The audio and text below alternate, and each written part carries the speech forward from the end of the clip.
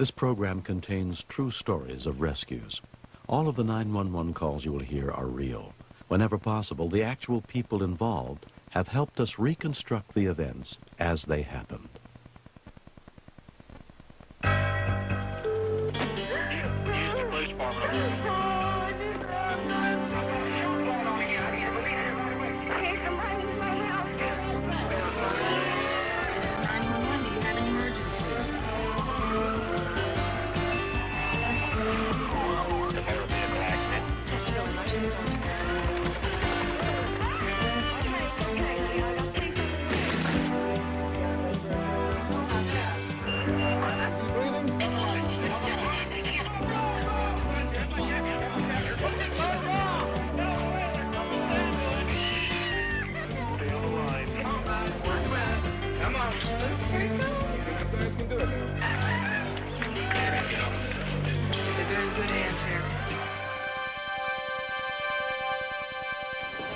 Often the best source of hope in a crisis is people committed to doing whatever it takes to try and save a life. I'm William Shatner. Tonight, true stories of danger, heroism, and faith on Rescue 911. In the pre-dawn hours of January 3rd, 1991, in Maple Valley, Washington, 19-year-old Vicki White Eagle was getting ready to leave for her job as a nurse's aide. Her shift began at 6 a.m., before her parents even got out of bed. Bye.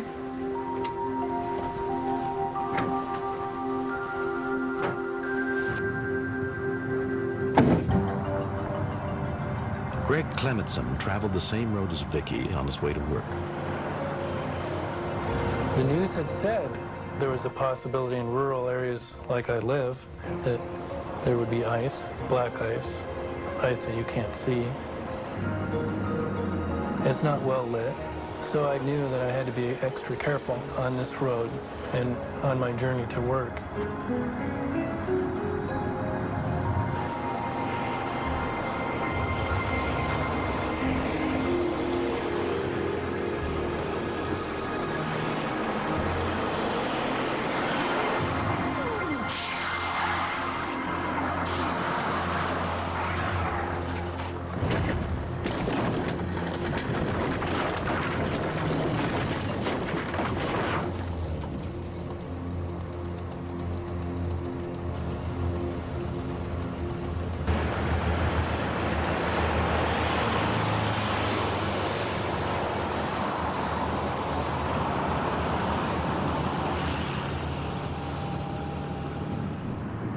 When I pulled around the corner, I noticed that there was a car in the ditch. I first thought that maybe this accident happened the night before.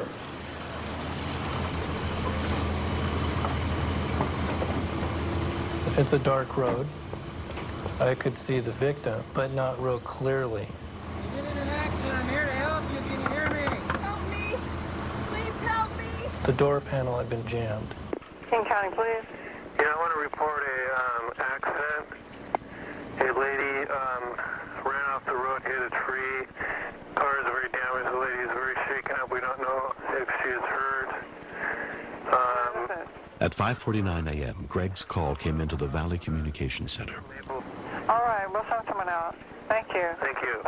2100 Woody Road, South. Units with King County Fire District 43 were immediately dispatched to the scene. A call also went out to the volunteer members of the squad, including Vicki's mother, Virginia. It was just a feeling I had that it might be her. And the address that was given, time-wise, would put it approximately where Vicki might be. And so it was something I couldn't just sit there and wonder and wait. Among the first rescuers to arrive were firefighters Dave Stasiak and Bob Benedetti. The car just looked lifeless. You couldn't really make out anybody inside. I had a strange gut feeling that something was wrong on this one. I was going to see something I was not going to like. It was unbelievable. Yes. Bob, can you get a supply box? We did not know how deep that stick was. We were judging anywhere from an inch to almost all the way through her neck. This is what was scary. But we knew that the wrong move would probably kill her in an instant. Come on, you guys, break it. She was only able to talk in one-word spurts, but it was clear, which gave me the confidence that she had an intact airway. She said her name was Vicky White Eagle, and I knew right then that I needed to talk to our captain. Hey, that's Virginia's daughter, Virginia White Eagle. Vicky? Yeah. Engine 83, Medic 5 with Engine 81 on location, injury accident. Medic 5 responding. Medic 5 responding, 0600. When we continue, She looks directly up at me, and all I saw were these very, very round eyes staring back at me.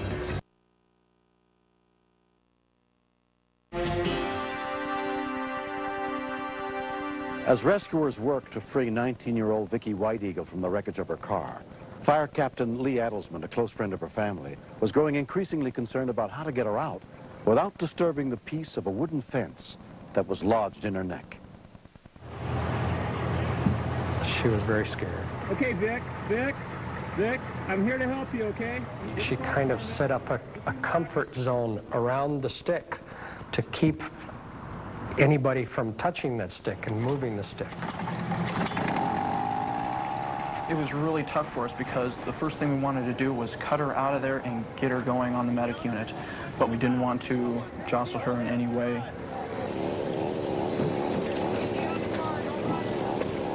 The whole thing hit me like a ton of bricks. I went to school with her. We were in the marching band together. She was just a really good friend. You're okay, Vicky. We're helping you out. You okay, Steve? When Vicky's parents, Virginia, and her husband, Ted, a former firefighter, arrived, they still did not know who was trapped in the car. Virginia went down to see if it was their daughter. Right now. Here we go.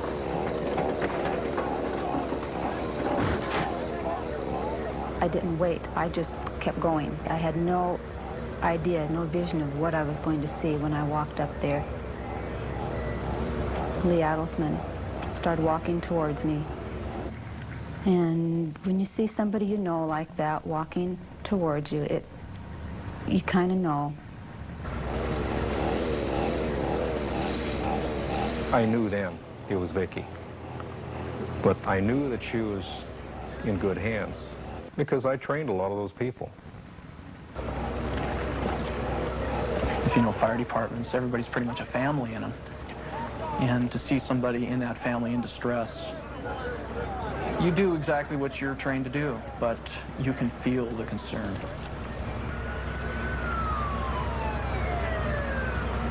Her vitals were good. That's what really kept us going. But it's up to the person to have the will to go on, to live.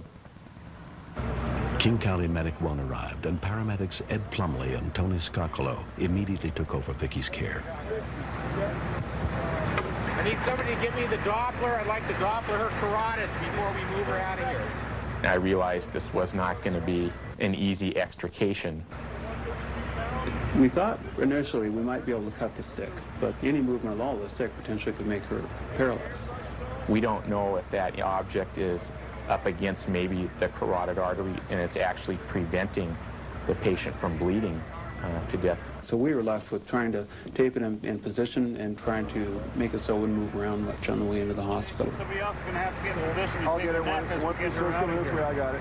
Okay. Backboard coming in. She looks directly up at me, and all I saw were these very, very round eyes staring back at me, saying, "My God, I'm going to die." Less than 45 minutes after the first rescue workers arrived, Vicky was pulled free of the wreckage. She was carefully packaged and paralyzed with drugs for the 10-mile transport to Valley Medical Center.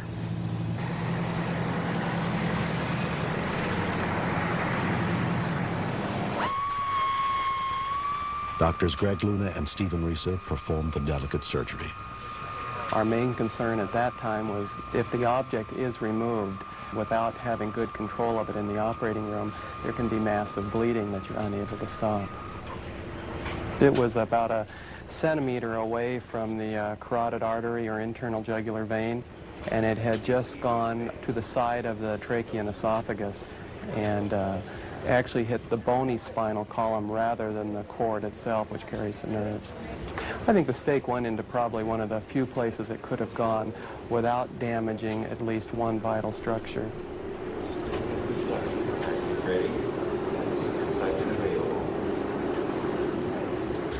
The entire case itself is really a miracle in that the medics were able to get her out of the car and not dislodge the stake, that she had no significant injuries afterwards and actually recovered very well. Everything went just fine.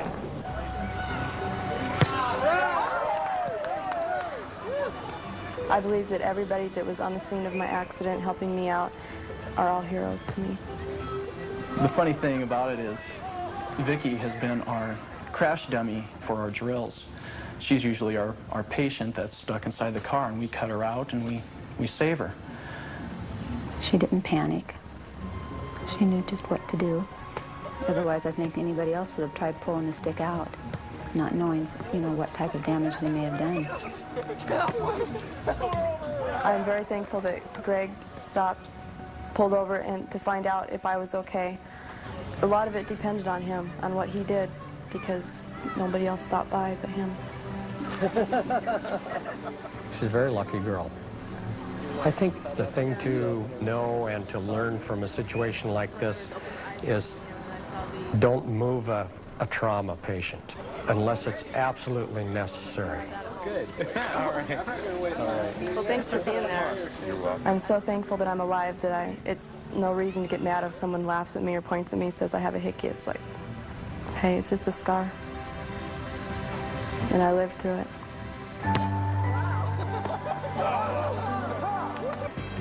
Next.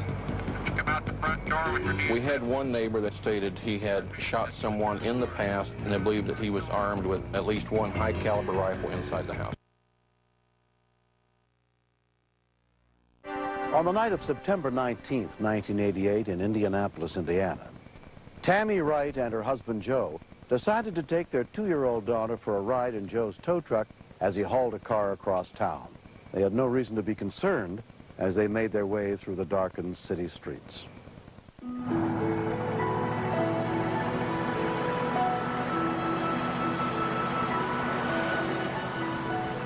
A friend of mine from school, Penny, her and her boyfriend, Troy, they asked us to tow a car for them. And it was just like any other wrecker run. Penny walked back to the wrecker to tell Joe where they wanted the car parked. She just kind of got a blank look.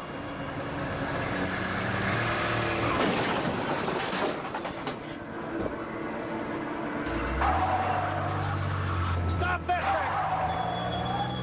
thing! Do that damn thing! It was stupid. I mean, he goes running after this guy, and the guy had already hit us in the rear end, not even tried to stop. I saw Troy take off like a madman. That was crazy, too, because the guy had already done damage, and we didn't know what he was capable of. Joe Wright reported the accident to the roadside service company that had dispatched his truck. Sheriff dispatch, Durant. Yeah, this is Susan at AAA dispatch. One of our drivers has been involved in an accident. I seen him come back around. I seen the guy pull into the driveway.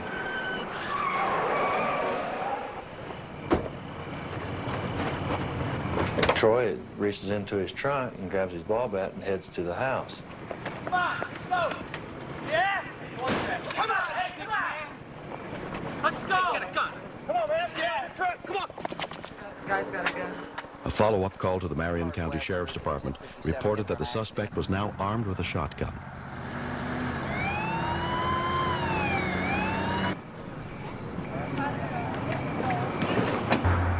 Deputy Eugene Patrick was the first officer on the scene.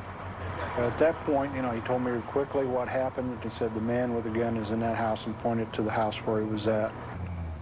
I don't care who you are, police officer, fireman, or any John citizen, you know, you get scared. You know, you can, you know, you're not invincible. You can get shot too and killed. Moments later, Sergeant Ron Carey arrived and took charge of the situation. We had one neighbor that had spoken to one of the officers that stated he had shot someone in the past, and they believed that he was armed with at least one high-caliber rifle inside the house. Deputy Paul Thompson arrived on the scene with his dog Ando.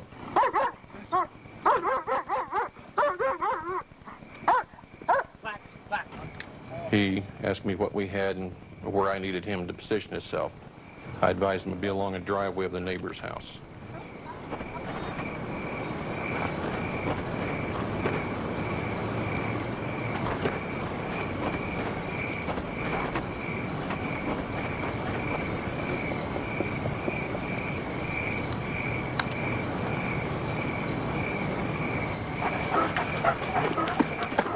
Damn it. The sheriff's SWAT team was also called in, led by Lieutenant Jim Wampler. My gut told me something's not right here. Canine 1675, I'm coming around from behind you, Paul. Make sure you keep your dog down. Okay, Jim, I've got him down. Flag. Good boy. And I asked him if he had seen anything, and he told me nothing.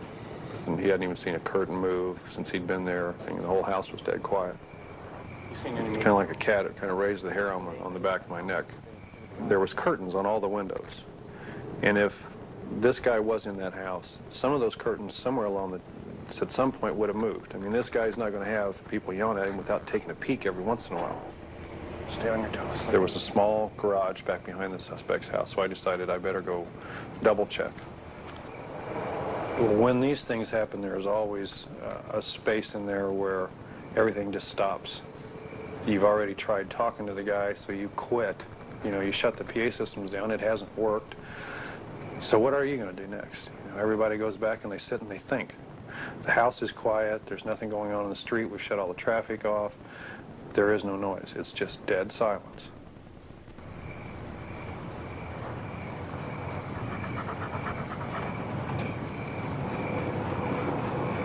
$75, is that you back there behind the grass? No, Paul, I'm almost back out to the street now. Okay, I just heard something back here. Okay, I'll see if I can get somebody back there and check it out, or I'll come back myself.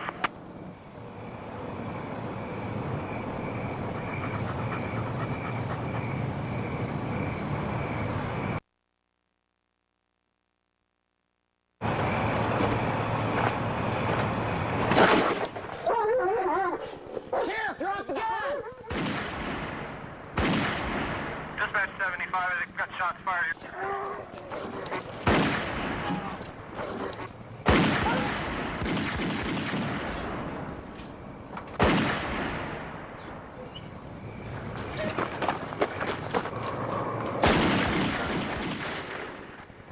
Dispatch K9 16, I've been shot. My dog's been shot. Down, Paul, get down!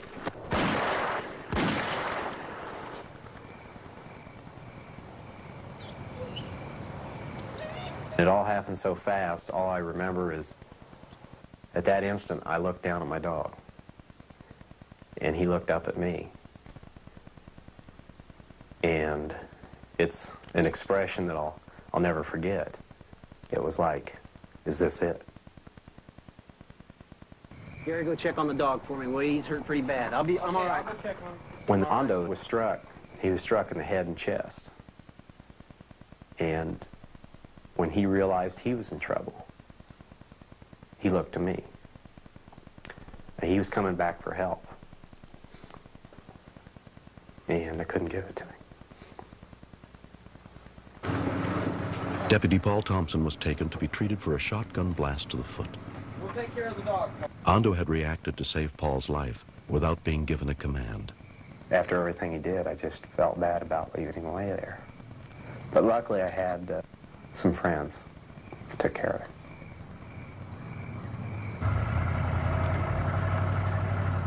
The chaplain arrived. And I said, could you say a little prayer for my dog?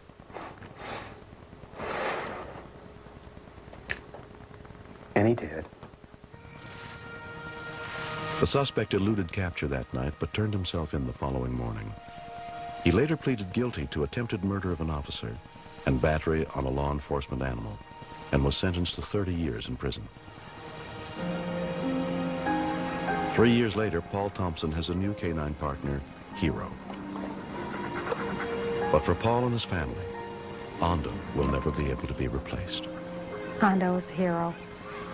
The fact that he is a dog should not depreciate from the fact that he committed an act. He committed the ultimate sacrifice by saving Paul's life. Ando was honored as Indiana's Law Enforcement Officer of the Year, the first dog ever to win the award. I felt bad that I could never express my gratitude to him for what he did, or say goodbye. I'd say thanks, my friend, for what you did.